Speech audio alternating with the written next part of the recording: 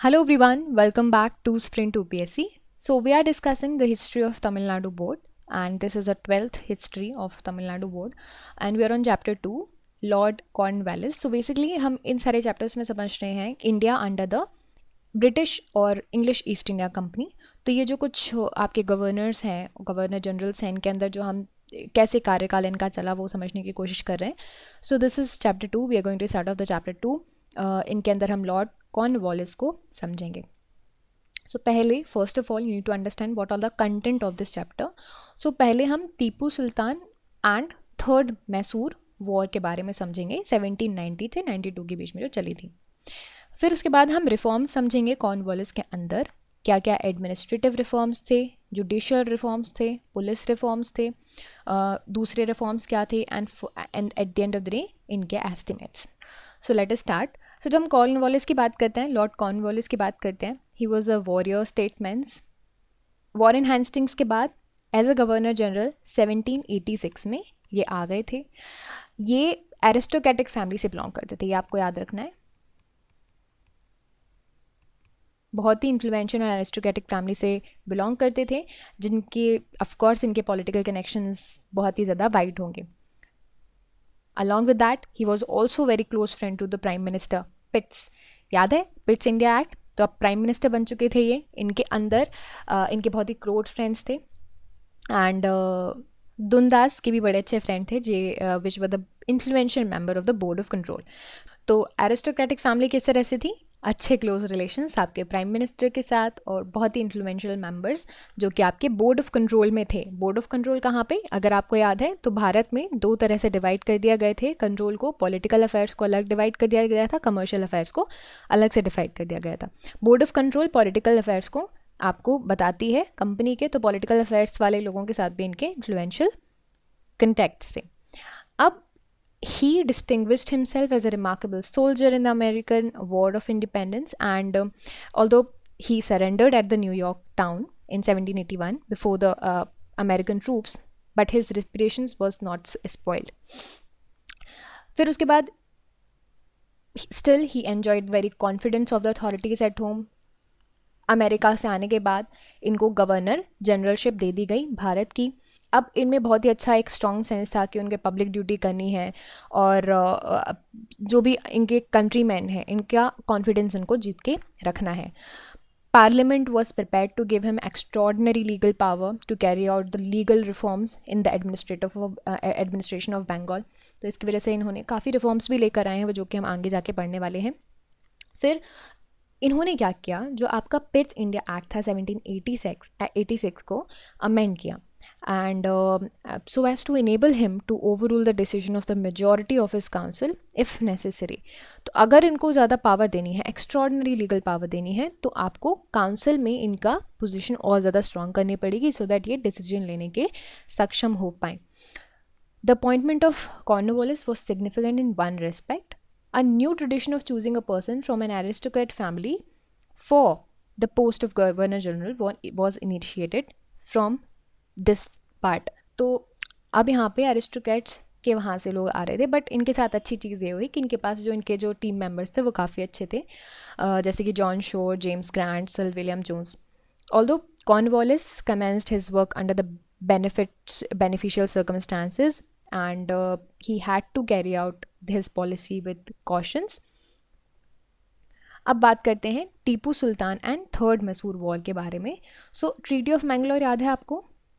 Treaty of Mangalore हो गई थी. इसकी वजह से क्या हुआ? It exhibited the military strength of Mysore and expose the English weakness and increase Tipu strength. इनके फादर की तरह ये क्या चाह रहे थे टीपू सुल्तान? के ब्रिटिशर्स भारत से चले जाएं. His other design were to wreak vengeance of Nizam and on the Marathas as they had betrayed his father. याद है ना कि जब इनके फादर को आइसोलेट कर दिया गया था ये आपके निज़ाम और मराठास ने, तो अब इनका ये था कि भाई इनको भी अलग करना है, इनसे भी हमें जो है रिवेंज लेना है. अब देखते हैं what are the chief causes of this war. तीसरा जो आपका मैसूर वॉर हुआ उसका मेन कॉज क्या थे? पहली बात तो टीपू सुल्तान ने अपनी पोजीशंस जो है स्ट्रेंथन कर ली थी. कैसे? इंटरनल रिफॉर्म्स करके. ओके। इसकी वजह से ब्रिटिशर्स की चिंताएं और ज़्यादा हो गई, है ना, एंड निज़ाम, मराठा, सबकी चिंताएं शुरू हो गई। इसके अलावा जो टीपू थे उन्होंने फ्रांस की हेल्प ले ली, ठीक है, तुर्की की हेल्प ले ली, इन कंट्रीज़ में एनवॉयस भेजे, इनकी हेल्प ले ली। अब जो दुश्मन थे, अब ब्रिटिशर्स के जो दुश्मन थे उनको अपना फ्रेंड बना लिया। इसके बाद इन्होंने जो अपनी टेरिटरीज़ हैं वो नेबरिंग कोस्ट पे और ज़्यादा एक्सपैंड कर ली, particularly raja of Travancore who was an ally of the Britishers that time. 1789 में ब्रिटिशर्स ने एक ट्रिपिटाइट अलायंस जो है साइन की, कंक्लूड की निज़ाम और मराठास के बीच में। तो मतलब यहाँ पे ब्रिटिशर्स, निज़ाम, मराठास एक साथ हो गए, किसके अगेंस्ट में? टीपू के अगेंस्ट में। वॉर हुआ 1719 में ब्रिटिशर्स एंड टीपू के बीच में, basically Britishers with his alliance and Tipu, ठीक है। 3 फेजेस में लड़ा गया। पहले फेज़ की बात करते हैं तो ये जो it commenced when meadows who was the governor of Madras initially directed the campaign to invade the Mysore, but Tipu rapid movement halted the progress of the English troops and इसकी वजह से उनको बहुत लॉस हो गया। फिर बीच में कॉर्नवालिस ने खुद कमांड जो है अपने हाथ में ले ली। जब कॉर्नवालिस ने अपने हाथ में कमांड ले ली, ये था सेकेंड फेज़ का बिगिनिंग। सेकेंड फेज़ में मार्चिंग फ्रॉम द वेल्योर, उन्होंने बैंगलोर कैप्चर कर दिया, बट टीपू की बहुत ही ब्रिलियंट स्ट्रेटजीज थी लंबे वॉर के लिए। Cornwallis was force to retreat the Mangalore due to the lack of provisions. फिर थर्ड फेज स्टार्ट हुआ। Third phase of the war begin when timely aid from the Marathas with plenty of provisions helped him to resume the campaign. तो यहाँ से तो वापस जा रहे थे, बट मराठास ने हेल्प किया, इन्होंने कैंपेन रिज्यूम किया और फिर जो श्रीरंगपट्टनम है उसके वहाँ पे मार्च करने लग गए। अब ये टीपू के लिए डिसएडवांटेज था। फिर धीरे धीरे आपकी जो इंग्लिश फोर्सेस हैं उन्होंने हिल फोर्ट्स के आसपास ऑक्यूपाई करना शुरू कर दिया और 1792 के आसपास सीज कर लिया। टीपू सुल्तान ने फिर उसके बाद ट्रीटी की। अब ट्रीटी कौन सी थी? श्रीरंगपट्टनम की treaty, treaty of Srirangapatnam treaty थी ब्रिटिश और टीपू सुल्तान के बीच में। ट्रीटीज़ के टर्म समझ लेते हैं। तो पहले टीपू को अपना हाफ डोमिनियन देना पड़ेगा। फिर ही had to pay a war indemnity of 3 crore rupees. Please remember 3 crore रुपए उस वक्त पे कितनी वैल्यू रखते होंगे? 3 करोड़ रुपए, और surrender 2 of his sons as a hostages to English. दोनों साइड्स ने अग्री किया कि जो प्रिजनर्स होंगे उनको रिलीज़ कर देंगे। तो ये थे आपके ट्रीटी के टर्म्स। ये जो थी आपके साउथ इंडिया की हिस्ट्री का बहुत ही ज़्यादा सिग्निफिकेंट रोल प्ले करती है ये ट्रीटी। ब्रिटिशर्स ने बहुत ज़्यादा लार्ज पार्ट था जो मालाबार कोस्ट का वो ऑक्यूपाई करके रखा था। इसके अलावा जो 12 मंडल डिस्ट्रिक्ट्स था और दिंगू दल था वो सब इन्होंने लेके रख लिया था। इस वॉर के बाद मैसूर की जो स्ट्रेंथ थी वो भी रिड्यूस हो गई थी and it was not extinguished. Tipu defeat तो हो गया था लेकिन ख़त्म तो नहीं हुआ था ना। सो इस तरह से ये था आपका पूरा जो सिस्टम, आप समझ सकते हैं। टीपू सुल्तान और थर्ड मैसूर वॉर इस तरह से हुई थी under the Cornwallis, Lord Cornwallis.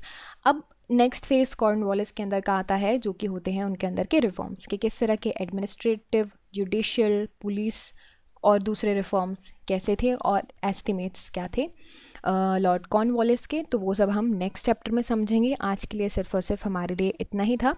So I hope you understood all of these points and you like this video. And if you like this video, you can subscribe to the YouTube channel for more videos and updates. And also you can download the Sprint UPSC app to practice book chapter and topic wise. Remember candidates, just reading books and watching videos are not going to help you out unless you practice thoroughly. So identify mistakes and work to improve your performance. And Sprint UPSC is the perfect app to do all of this. अगर आपको ये video पसंद आया हो तो हमारे YouTube channel को subscribe कीजिए और वीडियोज़ एंड अपडेट्स के लिए साथ ही साथ डाउनलोड कीजिए Sprint UPSC ऐप। यहाँ पर आप अपनी books chapter and topic wise practice कर सकते हैं। देखिए, सिर्फ वो पढ़ने से, वो वीडियोस देखने से मदद नहीं मिलेगी। जब तक आप अच्छे से प्रैक्टिस नहीं करोगे तो अपने मिस्टेक्स को जानिए, परफॉर्मेंस को इंप्रूव कीजिए और स्प्रिंट यूपीएससी के लिए परफेक्ट ऐप है।